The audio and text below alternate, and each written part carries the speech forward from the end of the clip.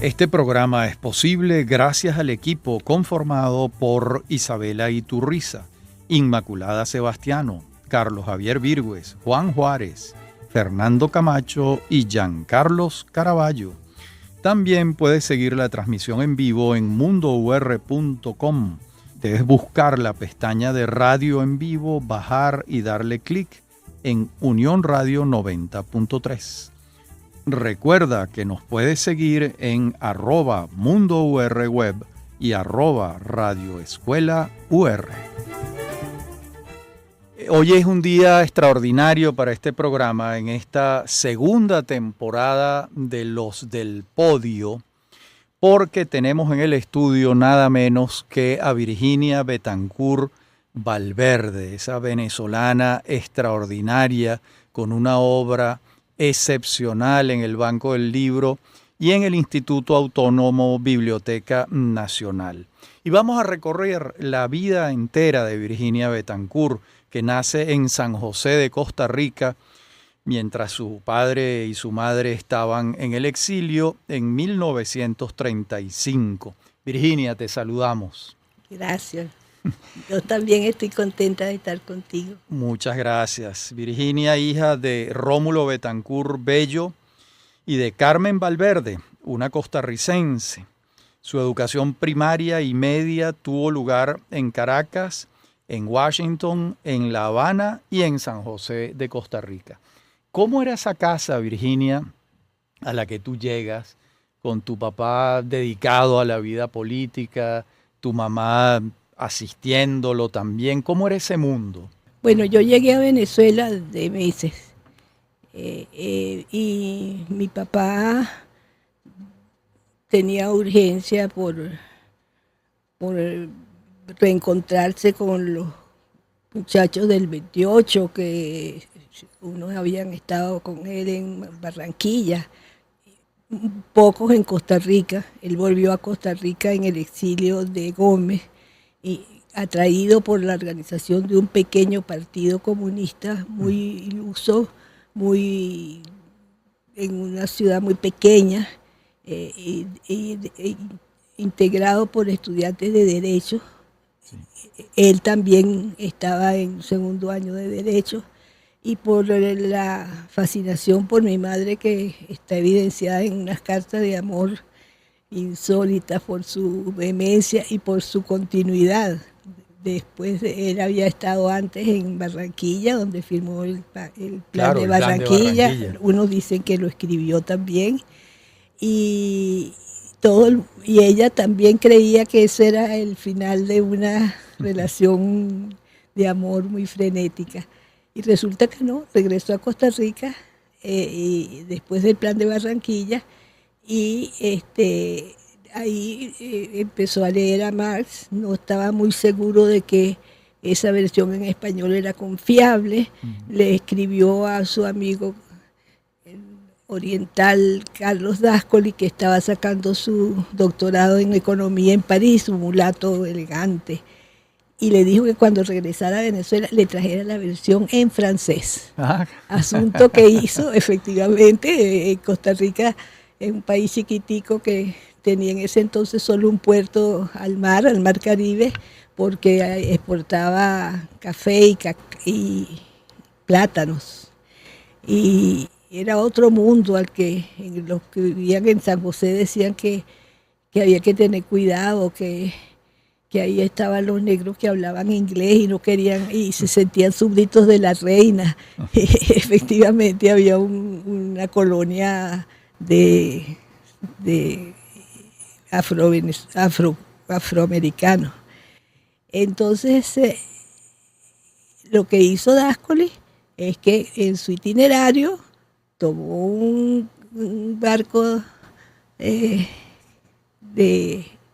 segunda, de transporte, y llegó allá. Para su desgracia, en ese momento, aunque ya había sido expulsado de Costa Rica por participar en la vida activa del país, que estaba prohibido para extranjeros, estaba mi papá como representante del gobierno, en las elecciones, porque nadie quería ir a un sitio tan lejano, casi al norte de Costa Rica, en el límite con el país que estaba al lado. Total que todo esto demuestra que cuando llegaron del exilio, los que así lo hicieron tenían muchas experiencias de vida distintas, Claro. y de orientaciones políticas divergentes, y no claras en su Claro. perfil. Y después de la muerte de Gómez y la llegada De López. de López, su ministro de Defensa, al gobierno, López tuvo una política de puertas abiertas, de la que se cansaron sus seguidores, y él se vio obligado a expulsar del país a un grupo de 40 jóvenes. Donde estaba Betancur. Pero Betancur no se fue. Sí, pasó a la clandestinidad. Pasó a la clandestinidad, de tal manera que esos años de mi primera infancia yo los pasé entre casas de gente amiga que nos enconchaba, como se llamaba en ese entonces. A Carmen, tu mamá, y a ti. Y a mí, sí. Y mientras mi papá estaba escondido en otro sitio y se agarraba a tiro con la policía, y era una especie de Superman criollo, con que se quitaba el sombrero, que se ponía los anteojos. Hay una cantidad de anécdotas que a mí me da tristeza que no haya un registro de esos periodos más humano, más divertido. Claro. Cuando se escribe historia, como que se ponen muy serios, muy acartonados. Ahora, fíjate que en el año 41, en septiembre, cuando se funda Acción Democrática, que ya tu papá ha salido de la clandestinidad, tú tienes 6 años. ¿Tú de pronto tienes un recuerdo de ese evento? No. Yo creo que para mí lo importante es la relación con mis padres, que era muy estrecha. Ya. Y las cosas y los lugares no me parecían importantes. Yo el primer recuerdo que tengo es una casa en La Campiña, alquilada, que era originalmente una casita de una hacienda. Y bueno, tenía como muchas de esas casas eran construidas en L, y en el medio había un patio. Pues yo lo que recuerdo con más agrado es como mi mamá y yo nos acostábamos en el patio en la noche a ver las estrellas y a inventar qué iba a pasar con las nubes que se acercaban y se retiraban. Y eso es lo que recuerdo como con más recurrencia. Claro, claro. Y cuando se tienen que ir al exilio en el año 48, ya tú tienes 13 años, eres una adolescente. ¿Y te vas, es entonces cuando estudias en Washington, en ese periodo, o en La Habana? No, primero, antes de irnos del exilio, yo estuve en una escuela catalana, kindergartenina. Aquí, muy pequeña. Y yo tengo un gratísimo recuerdo de esa escuela. Mi mamá se dio cuenta que a mí me costaba leer. Yo creo que yo tenía una dislexia o algo así, porque me puso primero en la Experimental Venezuela y se dio cuenta que necesitaba una atención más personal. Y así fue. Y ese colegio fue maravilloso porque era mi kindergartenino y celebrábamos las fiestas del país, cantando o bailando. Los catalanes les encantan los coros, así que nosotros cantábamos a 4 voces. Todos teníamos un espacio en ese coro porque era una escuela muy chiquita y ese era el primer curso de la escuela. Entonces, bueno, cantábamos porque había amanecido y cantábamos porque terminaba la semana y cantábamos todo a 4 voces. ¡Qué belleza! Entonces yo aprendí mucho ahí, creo, a eso de, tú sabes, de vivir con disciplina, pero no con rigor, con alegría, porque nos enseñaban a usar las manos con la orientación de kindergarten, que la asumimos todo hasta 6º grado, y Para peor de males, yo era pequeña y el otro pequeño era un joven travieso cuyo padre era muy antiadeco. Y resulta que cuando íbamos a bailar siempre nos tocaba bailar con él, porque era el del mismo, éramos los dos chiquiticos. Total, así que me fui con el dolor de dejar mi perro, pero como que, no sé, no tenía la expectativa de que iba a ser por tanto tiempo. Claro, claro. Para mí la importancia era el vínculo con mis dos papás. Con tus dos papás. Por cierto, tu papá era agnóstico, sí, pero creo que tu mamá era católica. No, ella en esa época coincidía con él, pero yo negocié mi bautismo. ¿Ah, sí? Sí, de tal manera que le dije, bueno, papi, yo quiero ser católica, ¿cómo hacemos? Me dijo, bueno, aprovecha que vayas ahí a Costa Rica y te bautizas allá. Y entonces así hicimos, así lo negociamos. Yo pude escoger a mi abuela Adela como mi madrina. Ya. Y eso era importante para mí porque yo sentía que no era justo que me llamaran Virginia, una señora que yo no conocía, y que esta viejita que era un encanto, con la ropita larga hasta los tobillos, con sus zapaticos con un piecito chiquitillo, que nunca se quejaba, que siempre estaba ahí disponible. Y entonces, bueno, no solamente, y para que no se disgustara una tía, la nombré madrina de confirmación. Ah, qué bien. Así que negocié con la tía, que era la que mandaba en la casa. Muy bien. Así que bueno, cuando salí... Tenías 13 años cuando te fuiste y regresaste a los 23 en el año 58. Pero eso nos lo vas a contar en la próxima parte del programa. Bueno. En breve continúa Venezolanos. Somos Unión Radio Cultural.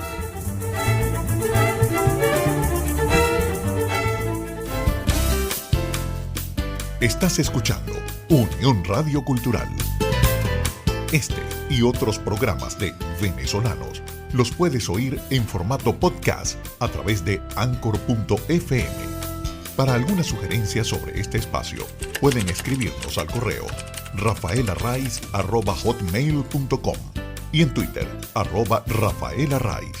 Somos Unión Radio Cultural.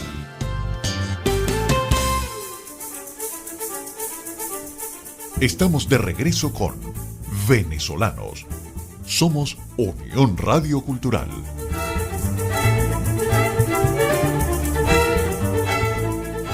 Estamos conversando con Virginia Betancourt Valverde. Estamos repasando los primeros años de su vida. Hemos llegado a su adolescencia en 1948, 13 años, y se va a un exilio de 10 años con su padre y su madre. ¿A dónde se fueron de inmediato? Bueno, ¿cómo fueron esos 10 años? Bueno, primero que nada, la salida de Venezuela. Mi papá estaba exilado en la Embajada de Colombia. Sí. En Colombia había un gobierno social cristiano y se portaron muy bien. Mi papá estaba resguardado en la parte de atrás de lo que hoy es la embajada, como sobre el garaje. Y nosotros lo veíamos desde lejos, después la cosa se ablanda un poquito y pudimos verlo personalmente. Y bueno, un día nos dijeron que nos podíamos ir y llegamos a Jamaica. Yo nunca entendí por qué llegamos a un hotel tan lujoso. En invierno mucho más, porque es cuando vienen los europeos a esa zona. No sé quién lo pagó. Y después otra sorpresa es que nos fuimos por barco desde allí a La Habana. Y era un transatlántico de un lujo. Fue la primera vez que yo vi a esos señores que conservan el vino del los sommeliers. Los sommeliers. Y entonces Bueno, y la gente se arreglaba para comer y aquello era un lujo. Bueno, llegamos al otro lado. Mi papá logró grabar un discurso para Venezuela, porque La Habana era una maravilla. Claro. Y entonces los europeos no querían pasar por ahí como que de lado, sino se quedaban 3 días. Era parte del itinerario, pues.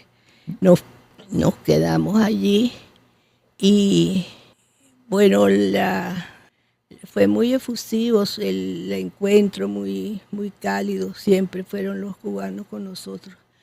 Y de ahí nos fuimos por avión a Nueva York, que me pareció horrible. Cuando uno llega por barco, o por barco creo que seguimos, debe ser así. Y de Nueva York nos quedamos arrimados en un apartamentico chiquito que tenía Carlos Dáscoli, el mismo Carlos Dáscoli que hablamos antes, porque era el representante en un banco internacional. Y también estaba un representante de los obreros, estaba Beatriz Pérez Guerrero, un grupito como de 6 personas.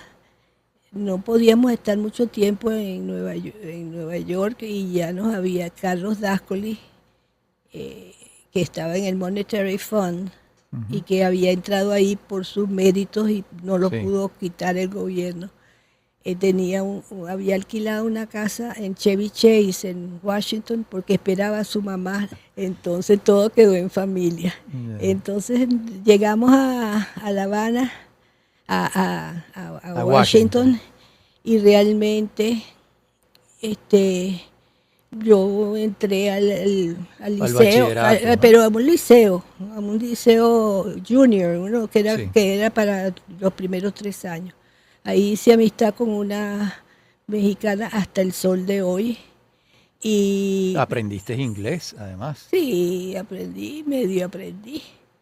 Pero mi amor por el inglés surgió más tarde. Yeah. Ahí yo no me acuerdo de que eso sucediera, pero sucedió. Me puse a llorar en clases, que los americanos eso les parece horroroso, esas expresiones de emoción en aquel entonces. Ahora la cosa se ha liberado, ahora demasiada expresión, pero bueno. Entonces tuve una profesora, Mrs. Vanier, que se convirtió en nuestra amiga, y cuando mi mamá y mi papá fueron a visitar a Kennedy, ella fue la traductora de mi mamá. Nosotros como que adquirimos el hábito de establecer amistades y mantenerlas por correspondencia. Sí, claro. Entonces, bueno, total que esa estadía en Washington fue estupenda desde un punto de vista. Yo descubrí el arte, claro, y es una de mis debilidades. El National Gallery tiene maravillas, sí, y además tiene una virtud que todos los fines de semana, en los 2 extremos, que hay una pagoda, hay música. Y entonces, bueno, nosotros íbamos, yo no sé si porque había aire acondicionado y era barato, o por qué, o por todo eso, pero mi mamá y yo íbamos, y yo con aquellas de las robias que rodeaban el círculo de que cerraba las 2 esquinas, claro, y de ahí quedé. Es una colección estupenda de impresionistas. Por supuesto. ¿Y tú te fuiste con tus padres a Puerto Rico o te quedaste estudiando? No. Yo de allí, de Washington, estuvimos 1 año y medio en cada país. Okay. Llegamos a La Habana, estuvimos cuando tenía 16 años, y entonces lo celebramos en el nightclub de siempre, de allá. El Tropicana. El Tropicana. Y yo bailé en mis 16 años con mi papá y el Orejón Prieto. Y después en La Habana tuve una desgracia, que entré en un colegio de monjas que era como antiquísimo. Lo único que me gustaba era la misa en latín. Y la etapa esa fue una etapa de intensas lecturas de biografías de mujeres, casi siempre eran reinas. Claro. Menos Madame Curie, que Bueno, la pobre pero no era reina, pero una gran doctora. pero tenía más sabiduría que todas las reinas juntas. Así es. Bueno, una de Strachey de la reina Victoria muy buena y otras no tan buenas. Y esa fue una época en que en los libros había muy buenas librerías en La Habana y mi papá tenía su platica, que siempre andaba con una locha y locha y medio, porque publicaba en Bohemia. Casi Claro. semanalmente un artículo y se lo pagaban muy bien. Qué bueno. Se lo pagaban en $100. Eso Así era que mucha eso plata. era mucha plata. Y no era ahora que te lo estoy contando, no era Todas las las semanas. semanas, pero sí con frecuencia. Y ahí conseguimos a Juan Bosch Claro. y fue de las pocas personas que fue a mi casa, porque mi papá en eso era muy tradicional. Y una de las razones por las que iba es porque hacía un hervido de pescado maravilloso, con una condición, que le dieran la cabeza. ¿Qué tal? Ese fue un periodo en que hubo una amenaza de asesinato de mi papá y de ahí en adelante él me acompañó a las Ursulinas todos los días. Iba en una perseguidora, como llaman allá en Cuba, A las escoltas. A las escoltas, sí. Y bueno, eso fue un fastidio, esas escoltas, pero de allí nos fuimos a Costa Rica porque cayó Grau. Claro. Y supimos que cayó Grau por Juan Bosch, que nos llamó de madrugada. Y pudimos irnos a la embajada de Guatemala. El pobre viejo gallego y Sonia, su hija, no tuvieron la misma suerte, se fueron al aeropuerto y los tomaron presos. Bueno, sí, Y entonces Costa Rica. de Costa en ese Rica, periodo final. como te digo, no, el camino no lo definíamos nosotros, lo definían las circunstancias. Claro. Hubo un intento de asesinato en La Habana de un hombre contratado para ponerle una inyección a mi papá de veneno, y eso es algo que nadie lo cree, pues, porque qué método tan anticuado de matar a Claro. alguien. Pero así fue, hay los documentos del laboratorio de la policía de La Habana en donde eso quedó asentado. Y tuvimos que irnos a Costa Rica porque el presidente electo fue derrocado por Batista. Y allá en Costa Rica empezó mi papá a ser incómodo para el gobierno de su gran amigo, porque el gobierno Pepe Figueres y el de Nicaragua empezó a lanzar hojas sueltas sobre Costa Rica, que era un pueblito, y creando un gran horror ante esa situación. Entonces nos fuimos a Puerto Rico. Donde Muñoz Marín. Que fue una etapa muy dura de mi papá. Pero ahí escribió Venezuela, Política y Petróleo. Terminó de escribir Venezuela, Política y Petróleo en una casita de esas que tienen los profesionales en la playa, cuando aquí sucedía lo mismo, que uno tenía una casita en Macuto y no era ningún lujo. Así es. Bueno, estamos hablando con Virginia Betancourt Valverde. Estamos en Puerto Rico en el año 56-57. Cuando regresemos ya llegamos a Venezuela a partir de 1958.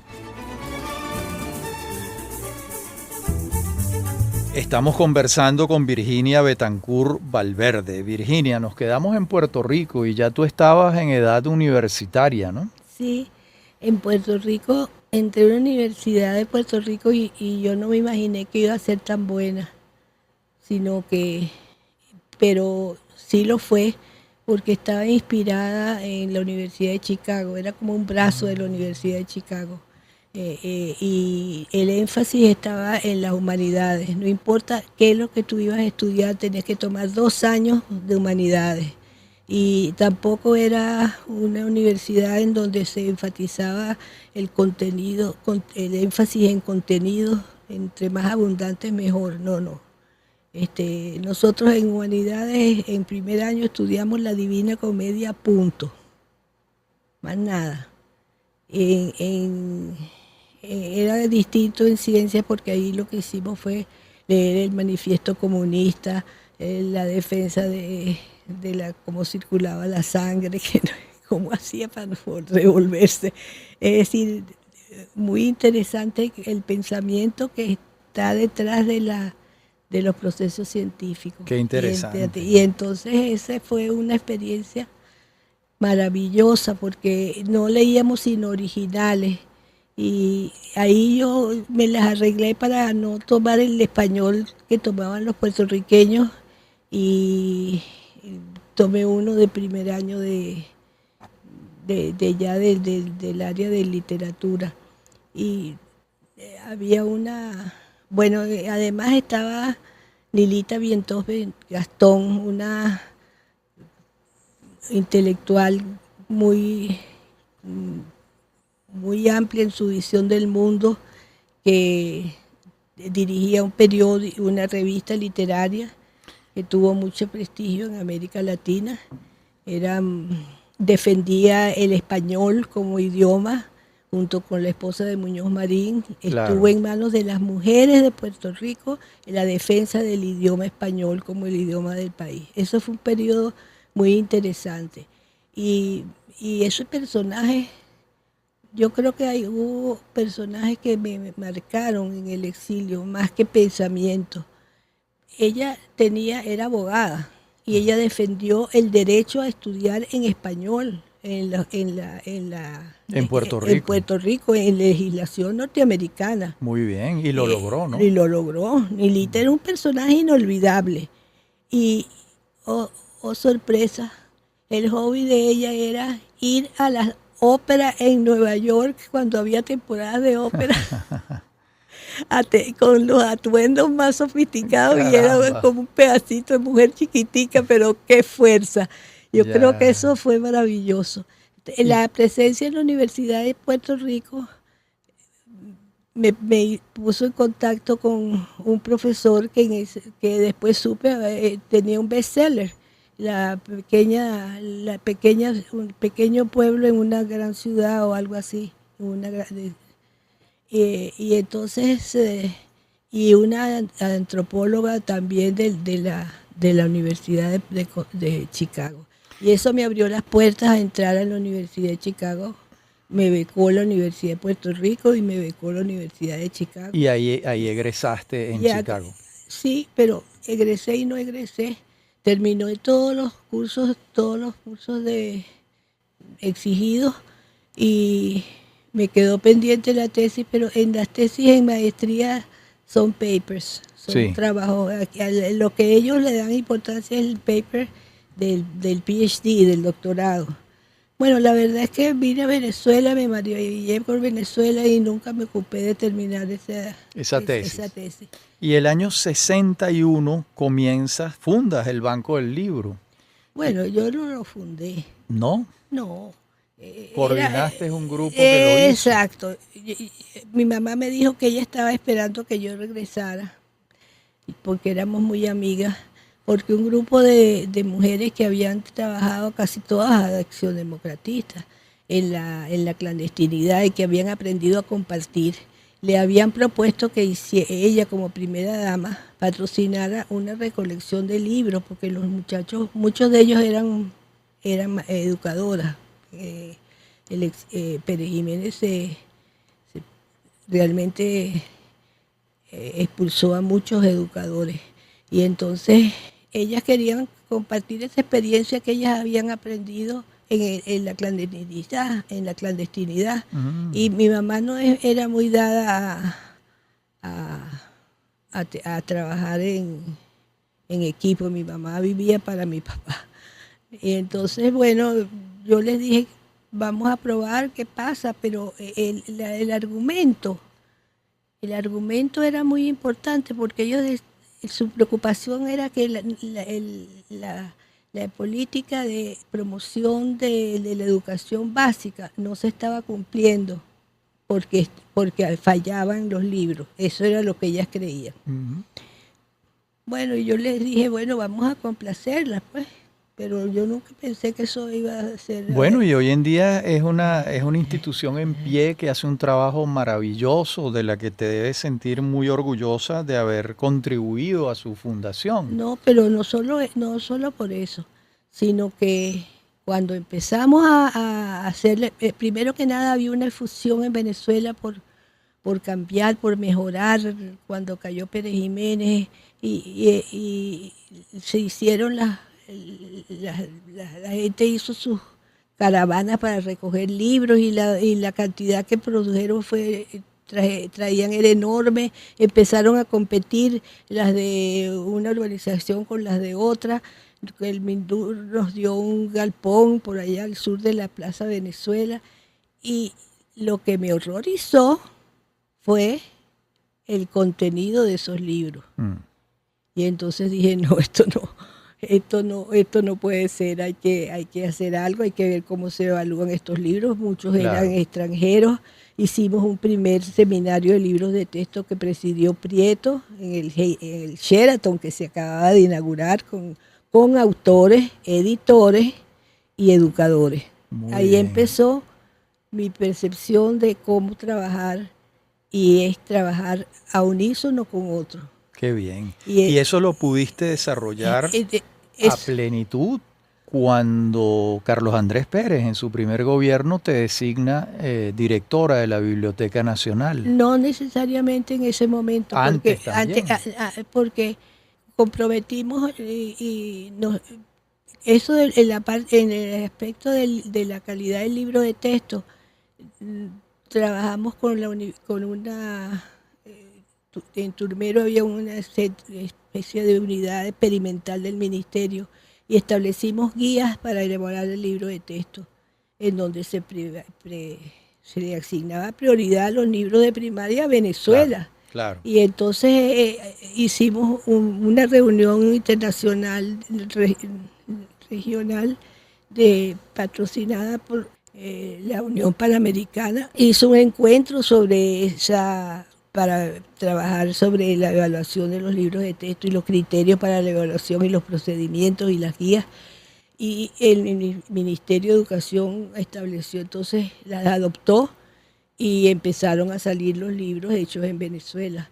Muy Eso bien. me enorgullece, me llena de orgullo porque era insólito. Los libros de texto no se hacían aquí, con excepción de los de lectura de primaria. Claro. Sí. Y entonces, bueno, yo creo que todo eso te ganó un prestigio, te dio un prestigio importante. No, pero yo creo que esa parte es muy importante, porque hay que aprender en pequeño. Le presentamos al INSE la posibilidad de que sus obreros, sus estudiantes, pudieran tener libros. Y eso horrorizó al señor Palacios Herrera. Yo se lo pedí en un avión cuando veníamos de Guayana. Pero ellos lo que van a aprender es a hacer oficios. Sí, pero ellos tienen que aprender de la vida y de su destino y cómo van a hacer nada más que sabiendo hacer oficios. Y contra su voluntad se hizo, porque él me dijo que los que iban a oponerse más eran los profesores. Y los que más leyeron fueron los profesores. Y el día en que lo inauguramos, para peor de males, Palacios Herrera tomó un libro y era el diario del Che. Y esto es, Virginia, lo que van a tener esos bibliobuses. Los bibliobuses surgieron de la primera gran biblioteca pública de América Latina en Maripérez, que eso nunca se valorizó en lo que fue, y con un diseño precioso con estantería abierta, con vista al Ávila, y esa biblioteca de ensayo, que era muy funcional, tenía un bibliobús que iba a las escuelas vecinas, porque los niños no llegaban sin hacer tareas, y bueno, teníamos que buscar otra salida. Yo creo que esa primera etapa no fue nada más que, ya el canje siguió funcionando porque era una necesidad, pero lo importante fueron las búsquedas de caminos para llegar que al niño llegara el libro, y llegara un libro de calidad, que no eran muchos, pero eran españoles casi todos.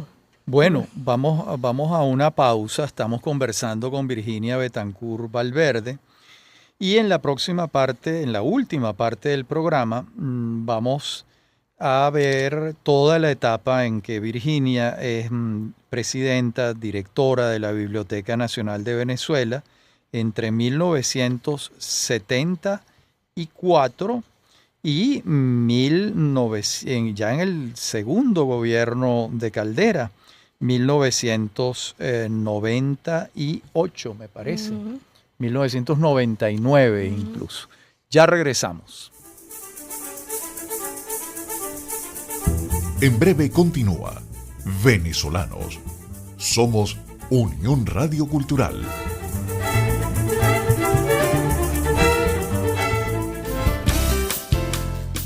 Estás escuchando Unión Radio Cultural. Este y otros programas de Venezolanos los puedes oír en formato podcast a través de Anchor.fm. Para alguna sugerencia sobre este espacio, pueden escribirnos al correo rafaelarraiz@hotmail.com y en Twitter @rafaelarraiz. Somos Unión Radio Cultural.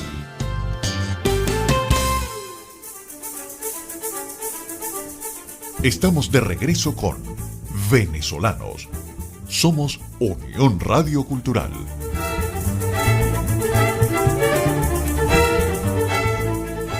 Estamos conversando con Virginia Betancur Valverde en la última parte del programa. Virginia, tuviste alrededor de 25 años en la Biblioteca Nacional y pudiste hacer una obra maravillosa, reconocida por todo el país, por tirios y troyanos, como se decía antes.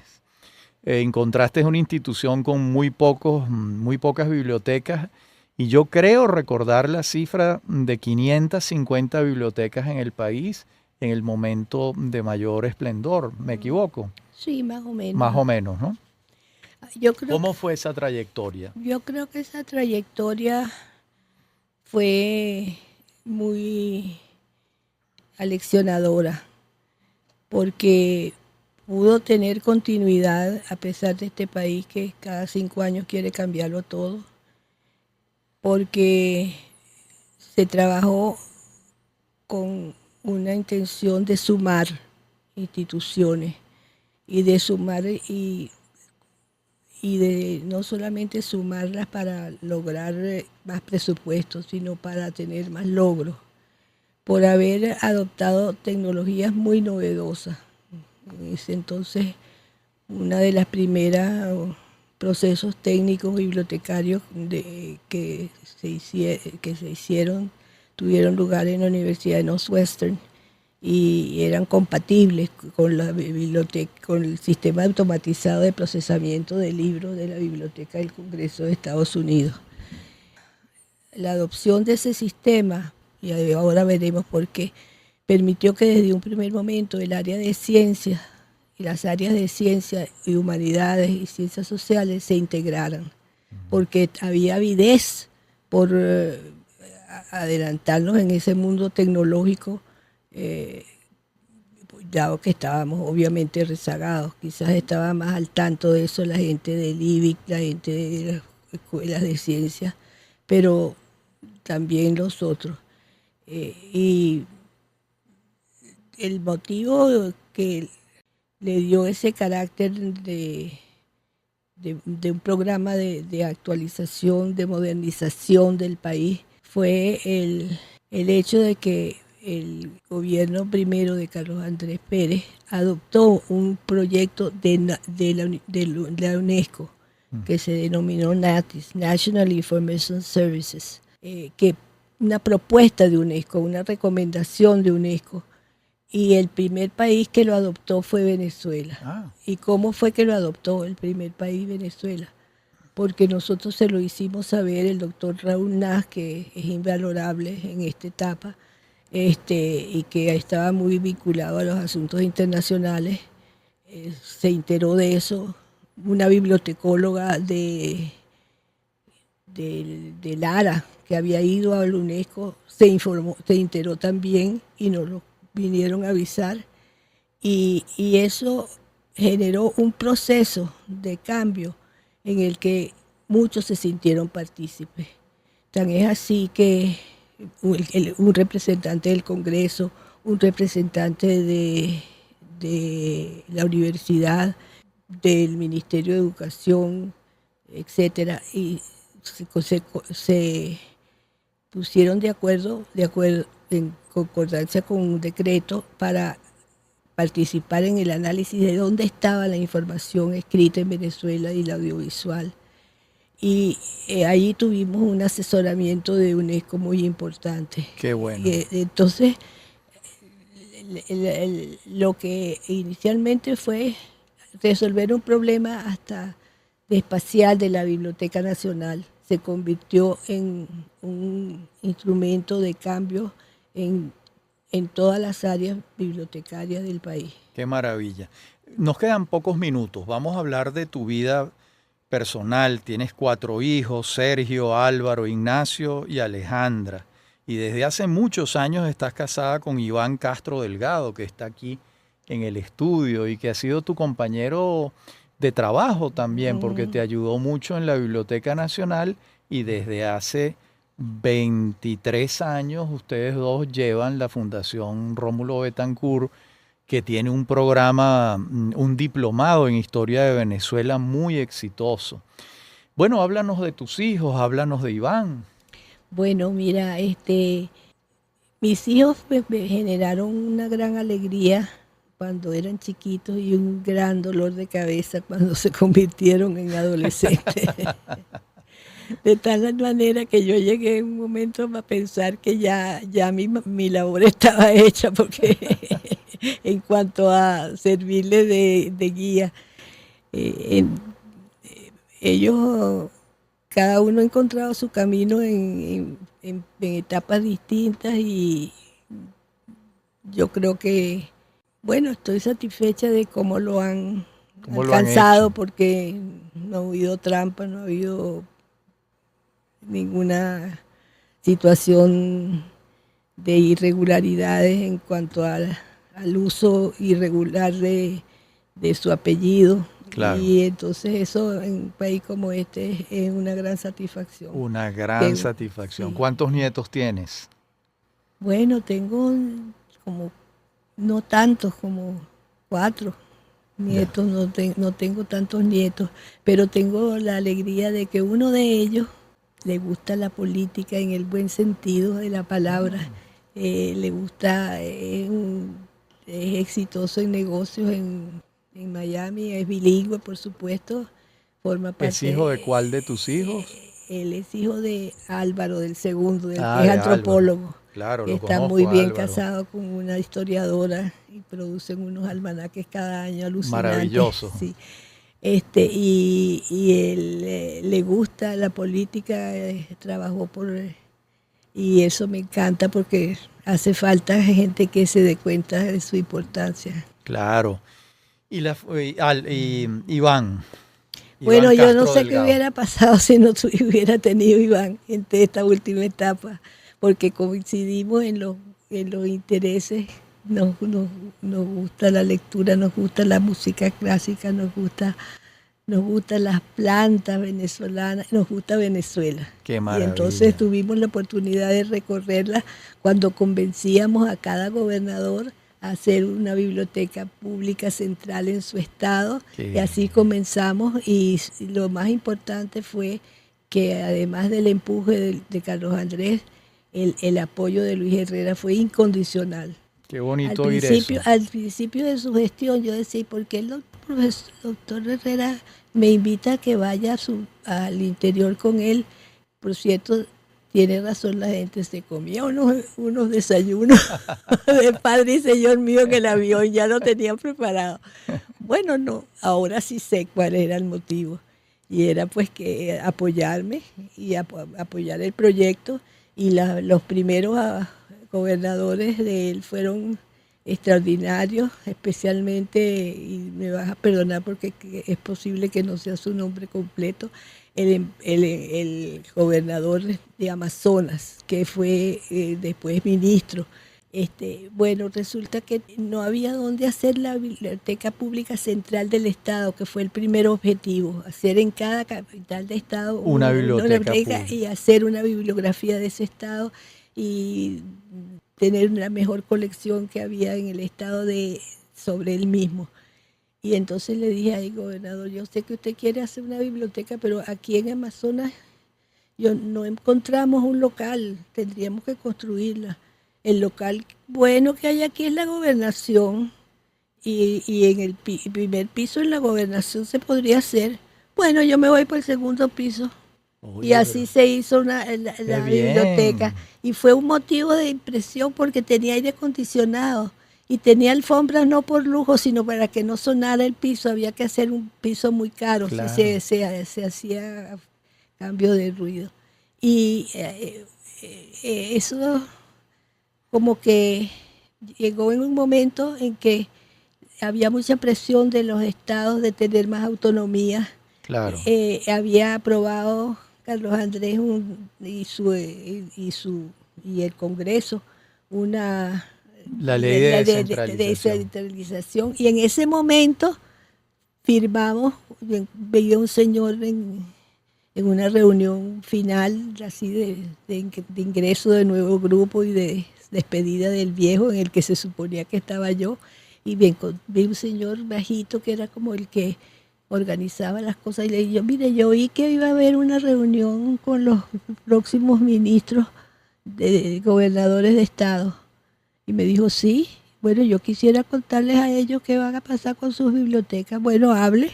Y así fue. Y así fue. En la primera reunión les dije, bueno, hay que recobrar la dignidad de los estados, el respeto por ellos, y no es posible que haya que ir hasta Caracas para averiguar en un archivo cuándo nació su papá. Bueno, total que, para mi sorpresa, todos nos confirmaron y no, un solo hombre no hace montaña. Yo creo que tuvimos un apoyo decidido de Carlos Andrés, pero Luis Herrera fue un hombre generosísimo, un hombre muy culto, muy buen lector. Así es.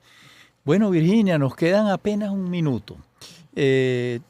No hay la menor duda de tu pasión por Venezuela, de tu trabajo, de lo que hiciste, primero en el Banco del Libro, después en la Biblioteca Nacional y ahora en la Fundación Rómulo Betancourt, donde tienen una labor extraordinaria. ¿Qué mensaje tienes final en esta conversación tan grata que te agradezco tanto? Bueno, que este es un país maravilloso y que su gente está siempre dispuesta a hacer más, a dar más, y que así continuaremos. Todo el que ha estudiado historia de Venezuela sabe que hemos tenido lapsos muy largos, desde la independencia hasta que llegó Gómez. No teníamos aquí un ejército. Le debemos a Gómez el que nos convirtiéramos en un estado, porque hasta que no hay un ejército no hay una nación. Entonces son lapsos largos, son lapsos que crean mucha angustia, pero siempre hay una vena que tiene que ver con la búsqueda del conocimiento, de la verdad, del bien común que está latente y que yo creo que está dando muestras de que así es, y del papel de la mujer en la defensa de la democracia en Venezuela. Bueno, muchísimas gracias a Virginia Betancourt, extraordinaria y en muchos sentidos conmovedora. Nosotros nos despedimos hasta nuestro próximo encuentro de venezolanos en esta serie de Los del Podio en su segunda temporada.